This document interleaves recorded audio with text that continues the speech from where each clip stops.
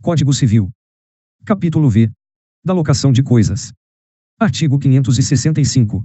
Na locação de coisas, uma das partes se obriga a ceder à outra, por tempo determinado ou não, o uso e gozo de coisa não fungível, mediante certa retribuição. Artigo 566. O locador é obrigado a entregar ao locatário a coisa alugada, com suas pertenças, em estado de servir ao uso a que se destina, e a mantê-la nesse estado, pelo tempo do contrato, salvo cláusula expressa em contrário. A garantir-lhe, durante o tempo do contrato, o uso pacífico da coisa. Artigo 567. Se, durante a locação, se deteriorar a coisa alugada, sem culpa do locatário, a este caberá pedir redução proporcional do aluguel, ou resolver o contrato, caso já não sirva a coisa para o fim a que se destinava. Artigo 568. O locador resguardará o locatário dos embaraços e turbações de terceiros, que tenham ou pretendam ter direitos sobre a coisa alugada, e responderá pelos seus vícios, ou defeitos, anteriores à locação.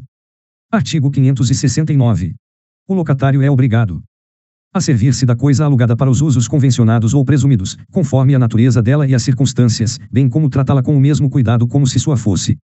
A pagar pontualmente o aluguel nos prazos ajustados, e, em falta de ajuste, segundo o costume do lugar, a levar ao conhecimento do locador as turbações de terceiros, que se pretendam fundadas em direito. A restituir a coisa, fim da alocação, no estado em que a recebeu, salvas as deteriorações naturais ao uso regular. Artigo 570. Se o locatário empregar a coisa em uso diverso do ajustado, ou do a que se destina, ou se ela se danificar por abuso do locatário, poderá o locador, além de rescindir o contrato, exigir perdas e danos. Artigo 571. Havendo prazo estipulado a duração do contrato, antes do vencimento não poderá o locador reaver a coisa alugada, senão ressarcindo ao locatário as perdas e danos resultantes, nem o locatário devolvê-la ao locador, senão pagando, proporcionalmente, a multa prevista no contrato. Parágrafo único. O locatário gozará do direito de retenção, enquanto não for ressarcido. Artigo 572. Se a obrigação de pagar o aluguel pelo tempo que faltar constituir indenização excessiva, será facultado ao juiz fixá-la em bases razoáveis. Artigo 573. A locação por tempo determinado cessa de pleno direito findo o prazo estipulado, independentemente de notificação ou aviso. Artigo 574.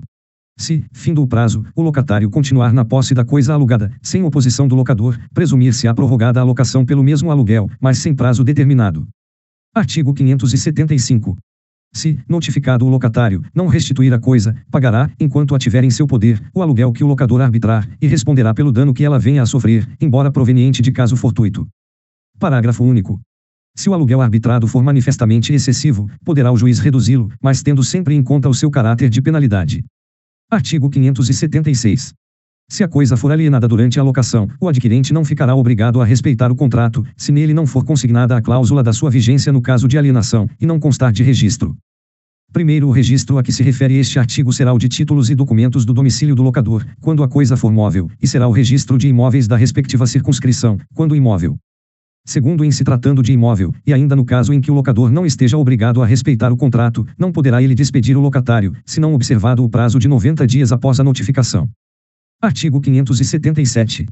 Morrendo o locador ou o locatário, transfere-se aos seus herdeiros a locação por tempo determinado. Artigo 578. Salvo disposição em contrário, o locatário goza do direito de retenção, no caso de benfeitorias necessárias, ou no de benfeitorias úteis, se estas houverem sido feitas com expresso consentimento do locador.